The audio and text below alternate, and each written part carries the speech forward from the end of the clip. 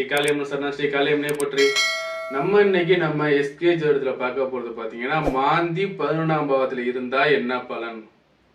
நம்ம இது வரைக்கும் பாத்தீங்கன்னா இந்த சனியோட பிள்ளைன்னு அழைக்கக்கூடிய குளிகன் என்று அழைக்கக்கூடிய மாந்தியோட உருவான கதை என்ன, அவர் எப்படி ஜோதிட பலாபாலத்துல உள்ள வந்தாரு, நவ கிரகத்துல எப்படி அவருக்கு இந்த ஆக்கிரமிப்பு பண்ற அந்த அதிகாரத்துக்கு யாரு கொடுத்தா, எப்படி வந்தாரு சொல்லிட்டு முழு விவரமும் மாந்தி பகுதி 1 பகுதி 2 சொல்லிட்டு வீடியோ இருக்கு. அந்த வீடியோ பார்த்துட்டு வந்தீங்கன்னா உங்களுக்கு தெளிவா புரிஞ்சிடுங்க இந்த மாந்தி யாரு என்னன்ட்டு.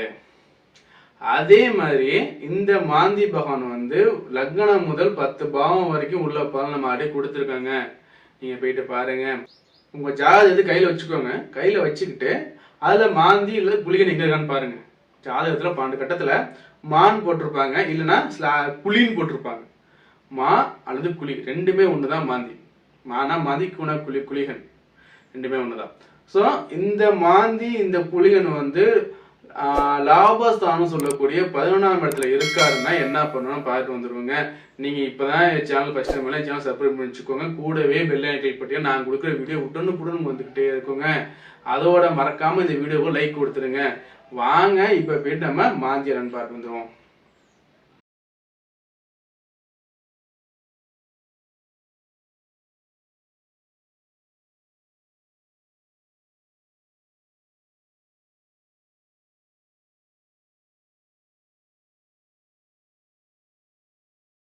மாந்தி குளிகன் ரெண்டுமே ஒண்ணுதான்.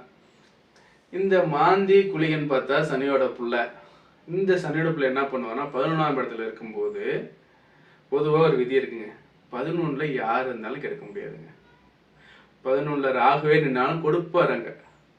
அதிர்ஷ்டகாரகம் கொடுப்பார். சுக்கரன் கேட்கவே தேவையில்ல, எக்கச்சக்கமாலி கொடுப்பார். குரு 11ல பழமொழியே இருக்கு, ஓடினவனுக்கு 9ல இல்ல 11ல குரு. புரியுதுங்களா இல்லையா? 9 11 ரொம்ப ரொம்ப மிக உன்னதமான ஸ்தானம்.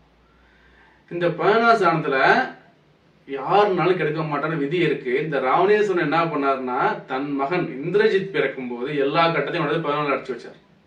ஏன்னா அந்த இடம் அவ்வளவு புனிதமான இடம். அந்த இடத்துல இந்த மாந்தி குளிகன் இருக்கும்போது எந்த ஒரு கெடுபாலும் இருக்காதுங்க. ராஜாதி ராஜாங்க. நல்ல படிப்பு, நல்ல செல்வ நிலை, நல்ல குடும்ப நிலை, நல்ல புத்திரன், புரியுதுங்களா, பதவிகள் நல்ல உயர்வு, 4 பேர் மதிக்கக்கூடிய மதிப்பு மரியாதை எல்லாத்தையும் கொடுத்துருவாருங்க. உடல் ஆரோக்கியத்திலேருந்து சகல சௌபாகியத்தையும் இந்த 11ல இருக்கிற மாந்தி கொடுப்பார்.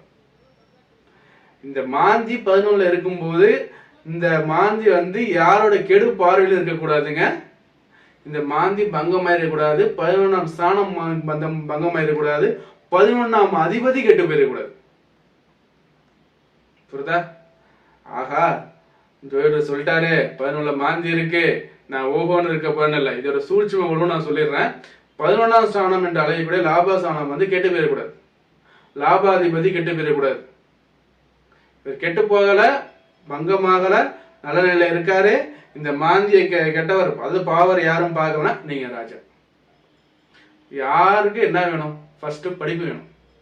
எல்லாருக்குமே எந்த தரப்பாதான் ஃபர்ஸ்ட் படிப்பு. அடுத்து தான் ஜீவனம் பண்ண தேவையான பணம், இருப்பதற்கு இடம், புரிதா, உடுக்க உடை, நமக்கு சொந்த பந்தங்கள், கணவன் மனைவி குழந்தை, இந்த பாக்கியம்லாம் ரொம்ப மிக மிக முக்கியமான அனைவருக்கும் தேவையான பாக்கியம். இவை அனைத்தையுமே சீரும் சிறப்புமா இந்த 11ல மாந்தி கொடுத்துருவாருங்க.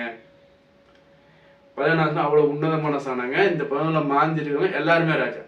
9ஆம் ஸ்தானத்துல மாந்தி இருக்கிறவங்களுக்கு கொஞ்சம் கெட்ட பலன் இருந்தாலும், பாக்கிய சனம் இல்லையா, 9ஆம் கெடு பலனை கொடுத்தாலும் அவர் சுபரோட சேர்ந்து இருந்தால், சுபர் பார்வை இருந்தால், இந்த 9ஆம் என்ன சொல்ற இந்த பாக்கியஸ்தானம் பங்கமாகாமல் கெட்டு போகாமல் சுபத்துவத்தோட இருந்தால் அவருக்கு ராஜபோகத்தை கொடுப்பாரு.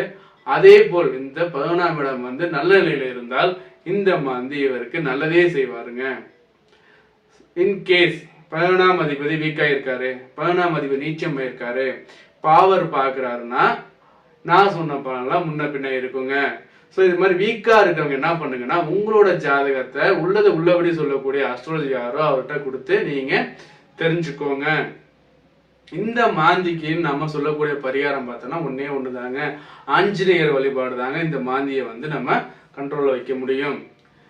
இந்த மாந்தி பங்கமானவங்க, இந்த மாந்தியோட கெடுபலன் இருக்கக்கூடியவங்க ஆஞ்சநேய வழிபாடு சனிக்கிழமை அன்னைக்கு பார்த்தீங்கன்னா காலை உணவு எடுக்காம வெறும் வயிற்றுல போயிட்டு ஆஞ்சநேய வழிபாடுங்க. உங்களோட காலை உணவை ஆதரவற்றவருக்கு அல்லது கைகால் இழந்தவர்களுக்கு, இயலாதவர்களுக்கு வந்து காலை உணவு நீங்க கொடுங்க. உங்கள் கரத்தினால் உங்கள் கையால் நீங்க தானம் அளிக்கணுங்க. குறிப்பா சொல்லணும் அதுதான். என் காசை நீ வாங்கி கொடு, அது பண்ணக்கூடாது. உங்கள் கையினால் உங்கள் கரத்தால் நேருக்கு நேரம் நின்று இந்தாங்க ஐயான்னு கொடுக்கணும். அப்பதான் அந்த புண்ணியம் உங்களுக்கு சேரும். காசு கொடுக்கறதோ பணம் கொடுக்கறதோ புண்ணிய கணக்குல சேராதுங்க ஐயா. தானம், தானத்தில் சிறந்து அன்னதானம். ஒரு பசியை ஆற்றுறதுங்கிறது பெரிய விஷயம். அந்த பசியை ஆற்றும் போது இறைவனாகட்டும் உங்களுக்கு அருள்பாலிப்பார். எப்பேற்பட்ட நீங்க பிரச்சனை இருந்தாலும் சரி, இறைவன் அருள் உங்களை காக்கும். தர்மம் தலை காக்கும். அந்த தர்ம தேவதை வந்து உங்களுக்கு முன்னாடி நிற்பார். புரியுதுங்களா? தர்மத்துக்கு அவ்வளவு பவர் உண்டு. அதுலயும் அன்னதானம், தானத்தில் சிறந்தது அன்னதானம். அந்த அன்னதானத்துக்கு அவ்வளவு பவர். புரியுதுங்களா? அதே மாதிரி சனிக்கிழமை அன்று ஆஞ்சநேயர் வழிபாடு பண்ணிட்டு நீங்க தானம் பண்றீங்கன்னா உங்களுக்கு மாந்தியோட பலன் மட்டும் இல்லை, கெடுபலன் மட்டுமல்ல, சனீஸ்வரனோட கெடுபலன் இருக்குமையானால் ஜாதகத்துல அந்த சனீஸ்வரனோட கெடுபலனும் உங்களுக்கு நீங்க பெறுங்க. புரியுதுங்களா? இந்த சனீஸ்வரன் பாத்தீங்கன்னா யாருக்குமே இணங்க மாட்டார்.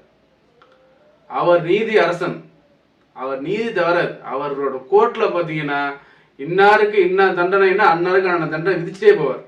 அப்படிப்பட்ட ஈஸ்வரன் பட்டம் வாங்கிய சனி பகவான் வந்து மனம் இறங்குறாருன்னா இந்த அன்னதானம் செய்யக்கூடிய, இயலாதவர்களுக்கு தொண்டு செய்யக்கூடிய, கைகால் இயலாதவர்களுக்கு ஆதரவு புரியக்கூடிய அந்த அடியாருக்கு இந்த சனி பகவானோட அருள் என்னைக்கும் இருக்குங்க.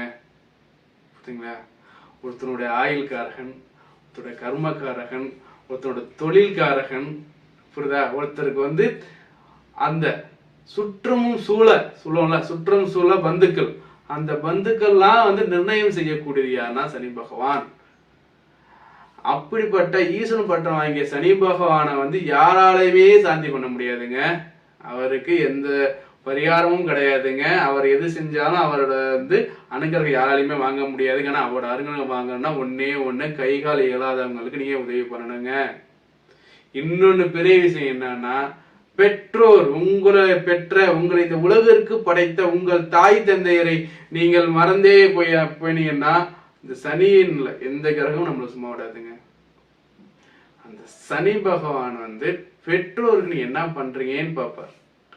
உங்கள் தாய் தந்தையரை நீங்க எப்படி வச்சுக்கிறீங்கன்னு பார்ப்பாங்க. உங்க தாய் தந்தை நல்லா பாத்துக்கிட்டீங்க, கைகால் இயலாதவங்க நீங்க வந்து உதவி பண்றீங்க, அன்னதானம் பண்றீங்கன்னா 7 சனி வந்தாலும் சரி, அஷ்டம சனி வந்தாலும் சரி, புரியுதுங்களா?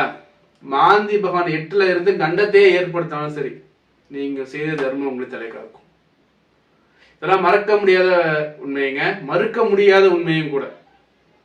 இந்த குளிகன் சொல்லக்கூடிய இந்த மாந்தி பகவான் 11ஆம் இடத்துல இருக்க அனைவருக்குமே நல்லதான தவிர கெடுபலன் எதுவும் கிடையாது.